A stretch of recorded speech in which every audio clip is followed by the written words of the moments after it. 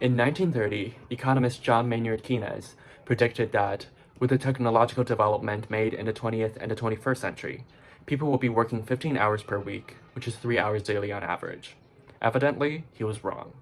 Though overall, from 1950 to 2010, people were working less hours and gaining more leisure time with a decline in annual work hours. People with 16 or more years of education, contrarily, have less leisure time than nearly a century ago. From 1965 to 2005 in the United States, men and women with less than 12 years of education gained 6.7% more leisure time, averaging at 17.4 hours daily, whereas men and women with 16 or more years of education lost 1.2% of their leisure time, averaging at 14.3 hours daily. Therefore, people with 16 or more years of education are required to accomplish the same amount of tasks, if not more, in less time than before, thus resulting in an acceleration of lifestyle.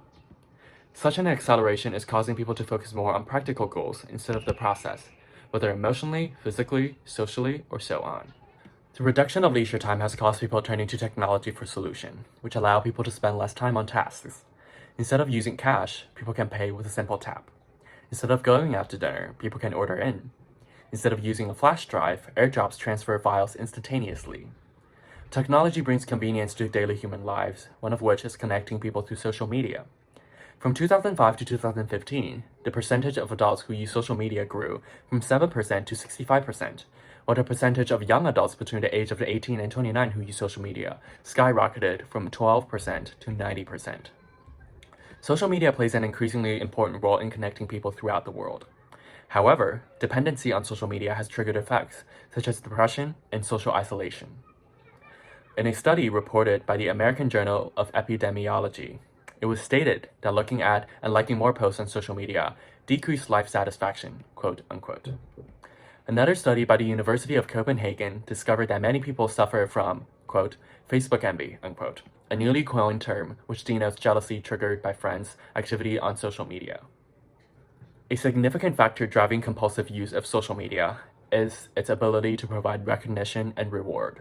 The nucleus accumbens area, which is associated with reward, is more hyperactive during teenage years than any other stage in human life. The supply of recognition that comes from social media could trigger the reward network within the human brain and serve to drive compulsive use of social media. Snapchat, more than all other social media platforms, underlines the need to feel acknowledged in the increasingly accelerated and emotionally isolated world. Reciprocity in social psychology refers to, quote, our need to respond to positive action with another positive action, unquote. In the application, when someone opens a snap, screenshots a snap, sends a snap, sees a chat, or saves a chat, all the other involved users will be notified by when they did it and whether they replied. These features all guarantee complete transparency between screens. Seeing that their snap has been opened is a way for users to feel acknowledged without the opposite end having to actually respond. The popularity of Snapchat vicariously demonstrates how humans in modern society feel the need to connect and be acknowledged. Though designed to connect people, through anxiety, depression, and other mental health issues, social media has proven to contrarily drive social isolation. In a study conducted by a team at the University of Pittsburgh, researchers found that people who use social media more than 2 hours daily are twice as likely to feel socially isolated than those who use social media less than half an hour daily. Virtual interaction, even video call, is not able to simulate the emotional attachment that two individuals are able to attain in real-world conversations. The use of social media sacrifices the skill of conversation, which are more necessary than the mere connection established on social media. Through real-world conversations, individuals learn to deal with the shortcomings and complexities of life on the spot rather than being able to hide behind a screen. They require instant reaction and social skills in order to handle the black and white side of life, as well as every shade in between. However, with social media, users are shielded from such blatant exposure. Individuals are given more time to contemplate and present themselves as the version they would like to be, which is the contrary of real-world human connection. Dating, the establishment of a romantic or interpersonal relationship, is inevitably influenced by social media's role in simultaneously connecting and isolating people. In 1995, Match.com was launched as the first online dating website in history. As of 2010, it had 96 million users worldwide, ranking as the website with the third largest amount of users. Tinder's user profiles receive 2 billion views per day on average, which results in 26 million matches daily, leading to 1 million dates every week. The appearance of these dating websites and applications significantly lowered the percentage of couples who meet offline. Research statistics show that from 1995 to 2017, the percentage of couples who met through friends declined from 33% to 20%, the largest in history, while the percentage of couples who met online skyrocketed from 2% in 1995 to 39% in 2017. The appeal of Tinder, or any modern dating website or application, is in its efficiency to meet a large amount of people in a short amount of time. Registered users simply swipe left, right, or up, taking no more than a few seconds. In deciding how they should swipe, all of their judgments are based on a maximum number of 6 photos, the person's age, and several facts about the person which were chosen by themselves. It is evident that contrary to traditional relationships, online dating projects more superficiality. There's no process of falling in love with someone, and all swipes are mostly based on physical attraction as displayed on screen. Thus, Tinder and other dating applications, though equipped to ensure new relationships for people once in a while, do not guarantee long-term success. Furthermore, to members of Generation Z, first establishing physical relationship based on superficiality have gradually become the new normal. A quote posted on the Instagram account Overheard LA on November 15, 2019 is seen saying, quote, "First base is sex, second base is telling you about my childhood trauma, third base is getting food with you," unquote. A study published by Psychology Today showed that in 1980, 72% of males and 61% of females around the age of 20 have had sexual intercourse.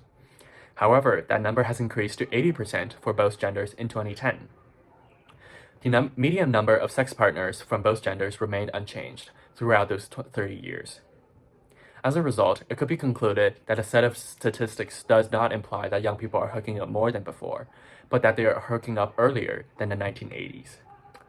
One could argue that such an acceleration in the course of personal development is because the medium has changed. Looking for hookups online gives them a much wider audience in an easier and more private way. As driven by Maslow's hierarchy of needs, humans theoretically tend to address their own needs before they address the need of others. People have less time to focus on their own complications, let alone that of others, due to the reduction of leisure time. Therefore, Tinder and other dating applications act as platforms to allow people to acknowledge each other. In this case, the experience of using the application supersedes the importance of the actual date. Statistics demonstrate a similar phenomenon. An article published in December 2018 by The Atlantic estimates that only 1 in every 10 matches end up with an exchange of conversation. In the article, an anonymous Tinder user stated that, quote, "Getting right swipe is good ego boost, even if I have no intention of meeting someone," unquote. A right swipe is equivalent to a validation to whatever they have on their profile. In essence, dating platforms not only connect people for romantic purposes, but also act as channels for exchanging validation in a world where people are becoming increasingly isolated. From a traditional standpoint, one would claim that the acceleration of lifestyle is worsening interpersonal relationship as it rapidly disengages and distances people. Societal acceleration has prompted the emergence of many ephemeral and transactional relationships. However, from a more objective and modern perspective, the acceleration of lifestyle is simply changing and redefining relationships, rather than worsening it. Though technology has made it easier for people, in this world with less leisure time to connect and meet, its rapidity and its ephemerality as a medium is changing and redefining how people interact, thus reshaping relationships. It is important to note that the acceleration of lifestyle did not directly result in earlier sexual experiences, later marriages, more cohabitation, and so on. But it directly caused the pandemic of technology in today's world, thus redefining relationship to those above-mentioned effects. The connection is vicarious rather than direct. As social media seems to be the new normal of how people connect virtually, it has also become the way in which political candidates connect with their potential voters. Meanwhile, politics and democracy has been definitely changed as new means of communication were imposed on century-old practices like voting, campaigning, and other forms of the democratic process. An example of the acceleration of lifestyle affecting politics is Brexit.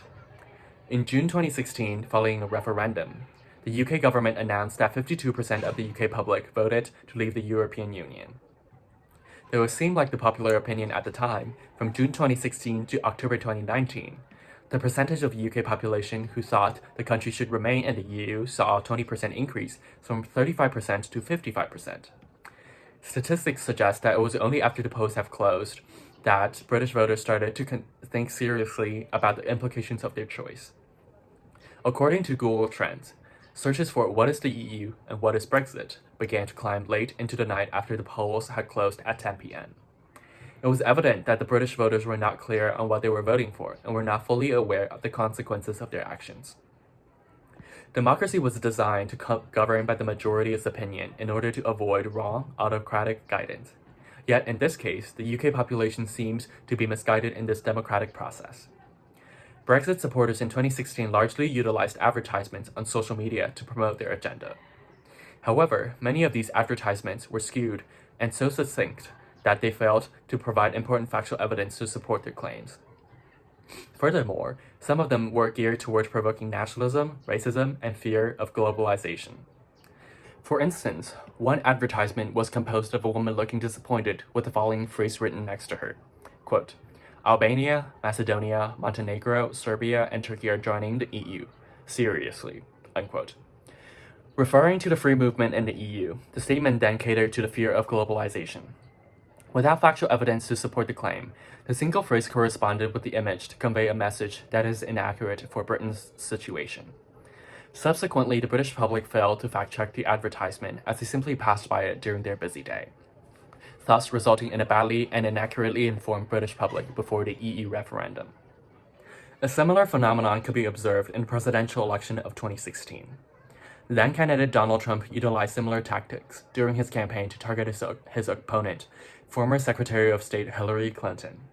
He utilized succinct and inflammatory messages to provoke the anger as well as fear within the group that did not identify as the corrupt elite. However, consequences struck some voters as they gradually realized, after Trump's inauguration, that he was not doing what he promised. Susan Cropper, a former United Technologies employee from Indiana, said in an interview by The Guardian in 2018 that, quote, "I wanted to believe in Mr. Trump. For me, this has been a slap in the face," unquote. Tommy Wallaco from Ohio said, quote, "But come ballot time, my vote is going to the person who supports the voting man. Every day that goes by that I don't see anything happening, it looks more like he lied," unquote. Voters felt cheated by the incumbent president. Not unlike hookup culture, they caught feelings for Trump as a candidate in 2016 and believed that they connected only to find out that he hooked up with them to get their votes, as he went on to promote larger corporations instead of championing the people. They felt cheated as a consequence of them not factually considering the candidate's message in 2016 and see that they fundamentally wanted different things in that election. Furthermore, social media, carrier of the accelerated lifestyle, allows users to express their opinions, vehement or mild, without any consequences. They can like or dislike a candidate's message without having to defend their position. They can leave a dissenting comment without having to defend their logic. They can donate to a campaign without having to defend the choice. Moreover, if they do not like what they were seeing on their feed from a candidate, they can simply choose to unfollow them. Then they would truly only see one side of the argument and rule out the other candidates before the race started. In a way, social media disguised Trump as truly one of the people and propelled his message to those who felt that they have long been unheard in an America of globalization. The accelerated lifestyle required people to accomplish more in less time. As a result, technology was introduced to provide convenience and expediency. Social media allow friends to connect across the globe with just a few taps. Dating applications allow people to meet with just a few swipes. People are now able to pay, order, vote, and so on by pressing just a few buttons. In general, people are talking and communicating with each other more than ever before as a result of how easy and efficient it has become. However, as the medium and speed through which people connect has changed, the relationship itself in the meantime is also being redefined. The pandemic of overcommunication driven by technology has led to an absence of intimacy. As the world becomes more and more involved, invested in, and bound by technology, one could hardly imagine a future without it. Therefore, its redefinition of a relationship will continue to develop as the reduction of leisure time and the acceleration of lifestyle continue to increase. It is possible that people find themselves being less attentive to their emotional needs and instead focus more on their fundamental physical needs and practical goals. Attitude towards casual sex will become more accepting and relaxed. Ways in which people stay connected as friends will become more simplified and condensed. People will get married later in life as they find themselves more preoccupied with work and other responsibilities, and the percentage of couple who cohabit instead of marry will continue to rise. Politicians will continue to skim their messages in order to appeal to voters who do not have the time to contemplate. Finally, interpersonal relationship in the digital age will become more condensed and superficial. When Peggy Orenstein, who studied hookup culture and the constant redefinition of relationship in the 21st century, was asked whether this continuous overuse of technology and emotional disengagement will lead the world to social isolation, she answered, quote, "I don't know, and I don't think anyone does," unquote. The acceleration of lifestyle in the digital age is a delicate concept to maneuver for individuals and indeed for humanity as a whole. It is difficult to imagine a future where relationships are not constantly being redefined by the pandemic of technology employed by people to cope with the reduction of leisure time. However, it must be regarded and dealt with directly as the world has become too invested to step out. In summation, the acceleration of lifestyle is to be accepted, and however interpersonal relationship and humanity may be redefined in the future, the world will have to adapt and move on. Thank you.